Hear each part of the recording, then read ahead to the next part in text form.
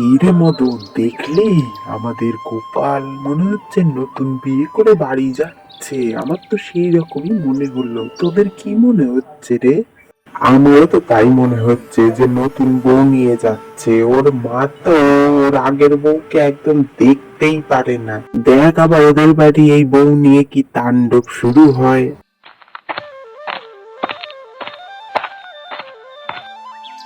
হ্যাঁ রে গোপাল, তুই কাকে নিয়ে এসেছিস বাড়িতে? মা, ও হলো হেমলতা। আমি ওকে বিয়ে করেছি।